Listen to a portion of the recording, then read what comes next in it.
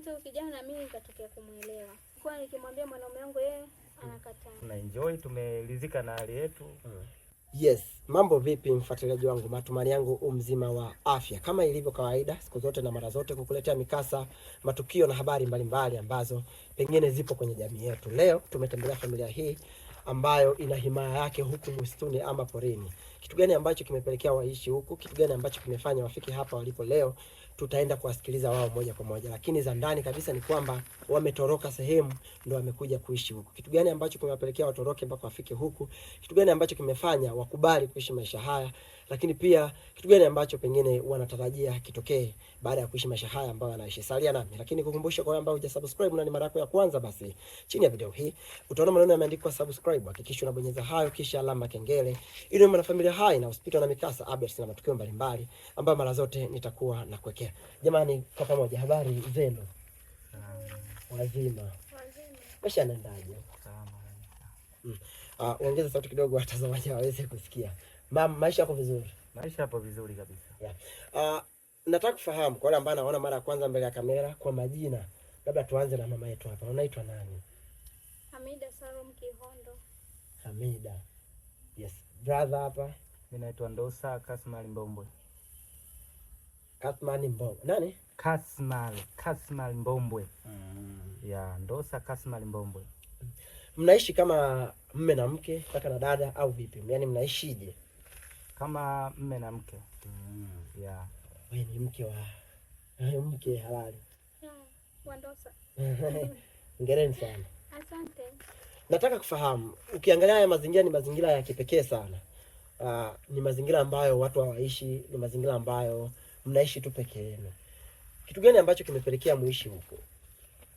Ni maisha tu, kuchagua maisha lipopote, na sisi tumechagua, tumeona ile eneo ni nzuri ambalo tunaweza kuja kuanzisha maisha yetu mapya.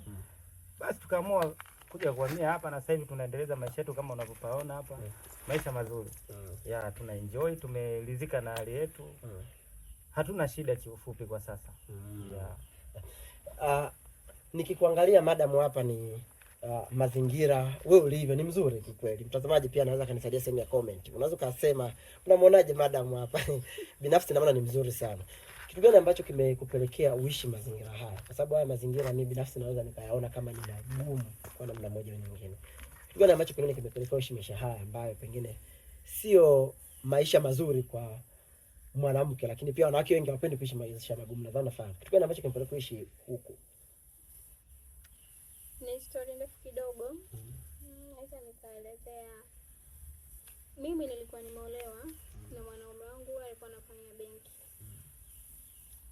Lakini mimi na mwanaume wangu tumekaa kwenye ndoa yetu miaka 6, hatujawahi kupata mtoto. Hatimaye akamletea huyu kijana.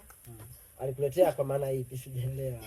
Alimleta huyu kijana pale nyumbani, tulikuwa tumefuga ng'ombe, mbuzi, hivyo wanyama wadogo wadogo, huyu kijana akawa anawahudumia pale. Baada ya kumleta huyu kijana mimi nikatokea kumuelewa. Kwa sababu vile nikana uhitaji pia wa mtoto, nikaona nimpende huyu kaka ili labda anaweza kunipatia mtoto, kwa sababu miaka 6 nimekaa na mwanaume wangu hatujawahi kupata mtoto.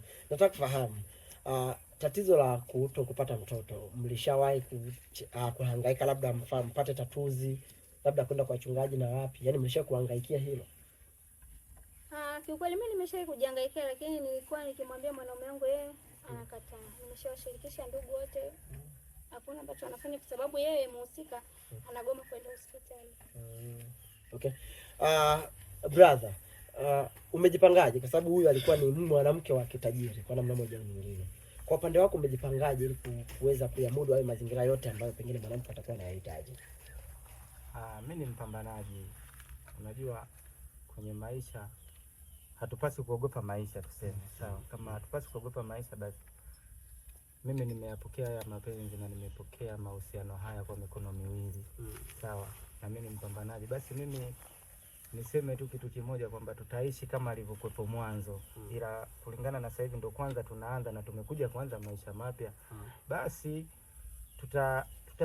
tutahangaika tu kwa muda huu mfupi, ila na imani huko mbele tutakuja tu kuwa sawa, kwa sababu hakuna tu mtu alioanza papo akawa ana maisha mazuri. Hata mbuyu tu wenyewe ulianza kama mchicha. Kwa hiyo mimi naamini huu ni mwanzo, tutakuwa na mwendelezo mzuri. Mimi ni mpambanaji, yeye ni mpambanaji, yeye akaingia kazini kwake, mimi nikaingia kwenye kazi yangu. Kinachopatikana tukija kuunganisha, basi tunaweza kutengeneza tu kitu kizuri, na tunaweza tukaja tukahama hapa tulipo tukaenda huko kwenye tuseme mjini huko ambapo wenzetu wanaishi, tukajenga nyumba nzuri, tukaendeleza maisha mazuri na mambo mengine tu yakaendelea. Kwa hiyo ni mwanzo ambao tumeamua tu kuepushana na zile kelele ambazo zitakuwa zinatufuata wakati wote. Ndio maana tumekuja kutafuta sehemu ambayo tulivu na ambayo tutakuwa peke yetu, hatutapata maneno yote ambayo yataweza kutudisturb kwa sasa au kutuharibia mfumo wetu wa maisha haya mapya ambayo tumeenda kuyaanza.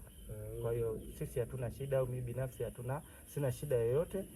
Maisha yatakuwa mazuri, na muahidi mke wangu asiwe na hofu wala asije akateteleka na maneno yoyote ambayo watakuwa wanamwambia marafiki zake huko kusema sijui nini unatoka na kijana wako sijui hamna. Hayo ni maneno tu ambayo yapo, najua yatakuwepo.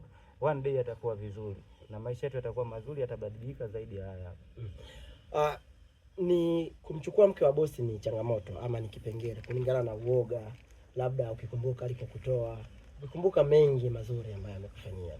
Kwa upande wako ilikuia ugumu gani mpaka kusema anyway ngoja nikubalie madam maisha mengine yaendelee? Ugumu ulikuwepo haswa pale tulipoanza kufanya mipango ya kuondoka lile eneo, afu ukizingatia mume wake ndo bosi wangu mimi. Kwa hiyo iliniwia ugumu sana mpaka kuja kumwamini na kumuelewa lengo lake haswa, na je kweli ana hilo lengo. Mara unaweza kumkuta mtu mwingine anakufanyia hiyo michezo, kumbe ana mitego yake akiwa yeye na mume wake. Ila baada ya kukaa chini na mimi kufikiria, kumwangalia huyu mwanamke kweli, je yuko serious, basi nikamwamini, nikaamua kuondoka naye. Lakini shida nilionayo tu ni moja kwa sasa, mawasiliano yangu imenibidi niyabadilishe kulingana na wale watu wote na wasiliana nao ndo ambao wapo karibu na bosi. Okay. Sawa. Yeah. Hivi madam, mtu akikwambia umeolewa na mwanaume ambaye hawezi kukubadilishia maisha, kwenye nafsi yako unafikiria kitu gani? Mimi siamini maneno ya mtu. Mimi ninaamini ipo siku mwanaume wangu atafanya kazi na mimi huwa natoka kwa hivi vibarua vya kufua. Mtu akisema nikamfanyia usafi. Kwa hiyo tukirudi sisi pesa zetu tu tunaweka mezani.